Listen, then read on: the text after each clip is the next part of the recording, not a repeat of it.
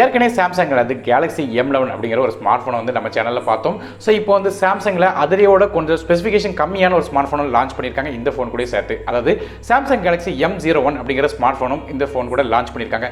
இந்த சாம்சங்கோட Galaxy M01 உள்ள positive என்ன நெகட்டிவ் என்ன ப்ரைசிங் முத கொண்டு எல்லா விஷயத்தையும் வந்து இந்த வீடியோவில் வந்து பார்க்கலாம். ஸோ வீடியோக்குள்ளே போக முன்னாடி மறக்காம சேனல் சப்ஸ்கிரைப் பண்ணுங்க, பக்கத்தில் பெல் ஐக்கனை பிரஸ் பண்ணி ஆல் அப்படிங்கிற ஆப்ஷன் சூஸ் பண்ணி தொடர்ந்து உட்காந்துருத்தாங்க. இப்போ நம்ம வீடியோக்குள்ளே போகலாம்.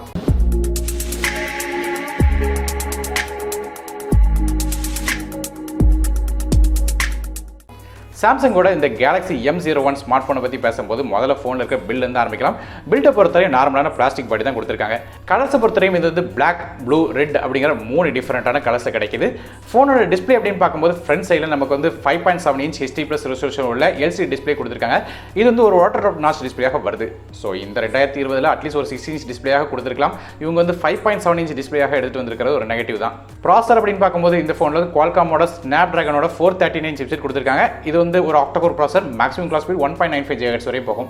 கிராஃபிக்ஸ் கார்டு நமக்கு வந்து Adreno 505 GB கொடுத்துருக்காங்க. ஸோ பெர்ஃபார்மன்ஸ் அப்படின்னு பார்க்கும்போது ஏற்கனவே கேலக்ஸியோட M11 வீடியோ பார்த்துருந்தீங்கன்னா தெரியும். அதாவது பப்ஜி விளையாடலாம், பப்ஜி லைட் விளையாடலாம் அப்படிங்கிறத சொல்லியிருப்பேன். ஆனால் அந்த ஃபோன்லையாவது பப்ஜி வந்து நார்மல் வெர்ஷன் வந்து லோ கிராஃபிக்ஸ் செட்டிங்ஸ் விளையாடலாம். ஆனால் இதில் வந்து பப்ஜி லைட் மட்டும் தான் விளையாடுறது ரெக்கமெண்ட் பண்ணலாம்.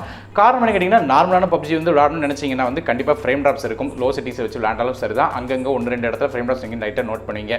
ஸோ பேசிக்காக பார்த்தீங்கன்னா ஸ்னாப்டிராகனோ 450 கம்பேர் பண்ணி பார்க்கும்போது இந்த 439 வந்து கொஞ்சம் பெர்ஃபார்மன்ஸ் கம்மி தான் அதோட. ஸோ கேமிங்க்கு இது உகந்ததாக இருக்காது. மற்றபடி சோஷியல் மீடியா, நார்மலான கேஷுவல் யூசேஜ், வாட்ஸ்அப் மாதிரியான விஷயங்களுக்கு இது ஓகேயாக இருக்கும். ரேம் மற்றும் இன்டர்னல் ஸ்டோரேஜ் பொறுத்தவரையும் இந்த ஃபோன் ஒரே ஒரு கான்ஃபிகரேஷன் வருது. 3GB RAM வித் 30GB ஸ்டோரேஜில் வருது. மைக்ரோ SD கார்டு சப்போர்ட் இருக்கு. 250GB வரையும் எக்ஸ்டெண்ட் பண்ணிக்கலாம். டெடிகேட்டட் சிம் செட்டப் வர காரணத்தில் 2 சிம் கார்டும் ஒரு மைக்ரோ SD கார்டும் அட் டைமில் யூஸ் பண்ணலாம். ஃபோனோட OS அப்படின்னு பார்க்கும்போது இது Android 10 OSல ரன் ஆகுது. சாம்சங்கோட லேட்டஸ்டான 1A 2.0 இன்டர்ஃபேஸில் ரன் ஆகுது. ஃபோனோட பேக் சைடில் உள்ள கேமராஸ் அப்படின்னு பார்க்கும்போது இந்த ஃபோனில் பேக் சைடில் 2 டிஃப்ரெண்டான கேமரா கொடுத்துருக்காங்க. மொதல் கேமரா ஒரு 13 மெகாபிக்சல் மெயின் கேமரா கொடுத்துருக்காங்க, f2.2 ஆப்பர்ச்சரில் வருது. ரெண்டாவது கேமரா ஒரு 2 மெகாபிக்சல் டெப்த் சென்சர் கொடுத்துருக்காங்க, f2.4 ஆப்பர்ச்சரில் வருது. LED ஃபிளாஷ் சப்போர்ட்டும் இருக்குது. ஃப்ரண்ட் சைடில் இந்த ஃபோனில் வந்து 5 மெகாபிக்சல் ஃப்ரண்ட் ஃபேசிங் கேமரா கொடுத்துருக்காங்க, f2.2 ஆப்பர்ச்சரில் வருது. ஸோ 2020 5 மெகாபிக்சல் செல்ஃபி கேமராவோட வர ஒரு ஸ்மார்ட் ஃபோனை வந்து இப்போ சாம்சங் கொண்டு வந்திருக்காங்க. ஆனால் இந்த ஃபோனில் பெரிய நெகட்டிவ் என்னன்னு கேட்டிங்கன்னா, இந்த ஃபோனில் fingerprint scanner phone back சைடில் கிடையாது. ஸோ ஃபேஸ் அன்லாக் மட்டும் தான் இருக்குது. ஸோ ஃபேஸ் அன்லாக் இருந்தாலும் 5 மெகாபிக்சல் ஃப்ரண்ட் ஃபேசிங் கேமராவில் வந்து அந்த அளவுக்கு வந்து ஃபேஸ் அன்லாக் வந்து எப்படி டிடெக்ட் ஆகும்னு தெரியல. டேலைட்டில் ஓகே, ஆனால் வந்து நைட் ஆயிடுச்சுன்னா இந்த ஃபேஸ் அன்லாக் வந்து அந்த அளவுக்கு யூஸ் பண்ண முடியாது. அதுக்கு பதிலாக நீங்கள் பேட்டர்ன் தான் போட்டு லாக் பண்ண வேண்டியிருக்கும். ஸோ இது ஒரு கொஞ்சம் பிரச்சனையாக விஷயமாக இருக்குது. மேலும் இந்த ஃபோனில் 3.5 audio jack, FM radio, Dolby Atmos மாதிரியான சப்போர்ட்டும் கொடுத்துருக்காங்க. மேலும் இந்த ஃபோனில் வந்து 4G VoLTE, single band wifi, Bluetooth 4.2 மாதிரியான சப்போர்ட்ஸும் இருக்குது. ஃபோனோட பேட்டரி அப்படின்னு பார்க்கும்போது இதில் 4000 mAh பேட்டரி கொடுத்துருக்காங்க. நார்மலான 10 வாட் சார்ஜிங்கோட வருது. ஸோ அது மட்டும் இல்லாமல் நமக்கு சார்ஜ் பண்ணுறதுக்கு மைக்ரோ USB போர்ட் தான் கொடுத்துருக்காங்க. இந்த ஃபோனோட வெயிட் வந்து 168 கிராம் வருது. கடைசியாக ஃபோனோட பிரைசிங் அப்படின்னு பார்க்கும்போது ஏற்கனவே நான் சொன்ன மாதிரி 3GB RAM 30GB வேரியன்ட் மட்டும் தான் இருக்குது. இதோட விலை வந்து 8999 சொல்லி அமேசான் மற்றும் ஃப்ளிப்கார்ட் வெப்சைட்டில் கிடைக்குது. ஸோ லிங்க் ஸ்க்ரீனில் டிஸ்கிரிப்ஷனில் கொடுக்குறேன்.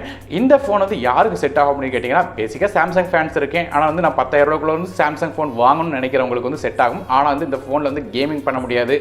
கேமரா ரொம்ப ஆவரேஜ், டிஸ்பிளே சைஸ் கூட 6 இன்ச்சுக்கு கீழே தான் இருக்குது. ஸோ மீடியா கன்சல்ஷன் மூவிஸ்லாம் பார்க்கணும்னு நினைக்கிறவங்களுக்கு கண்டிப்பாக இது செட் ஆகாது. ஸோ பேசிக்காக பார்த்தீங்கன்னா 9,000 ரூபாய்க்குள்ள வந்து ஒரு ஸ்மார்ட் ஃபோன் வாங்கணும் அப்படின்னு நினைக்கிறவங்களுக்கு வேணால் இது வந்து ஒரு ஆப்ஷனாக அமையலாம். மற்றபடி இதில் வந்து பாசிட்டிவ் அப்படின்னு சொல்கிற அளவுக்கு ரொம்ப ஒன்றும் பெரிய விஷயம் இல்லை. ஸோ நீங்கள் இந்த ஃபோனை பற்றி என்ன நினைக்கிறீங்க? ஸோ இந்த சாம்சங் கேலக்ஸி M01 பற்றின உங்களோட கருத்துக்களை கீழே கமெண்ட் செக்ஷனில் மென்ஷன் பண்ணுங்கள். வீடியோ பிடிச்ச மறக்காம லைக் பண்ணுங்கள், ஃப்ரெண்ட்ஸ் மற்றும் ஃபேமிலிஸ்க்கு ஷேர் பண்ணுங்கள். சேனல் சப்ஸ்கிரைப் பண்ணிட்டு பக்கத்தில் பெல் ஐக்கனை பிரஸ் பண்ணி தொடர்ந்து உட்காந்துருத்தாங்க. நான் டெக் தமிழுக்காக மற்ற வீடியோ உங்கள் சந்திக்க வரை நன்றி, வணக்கம்.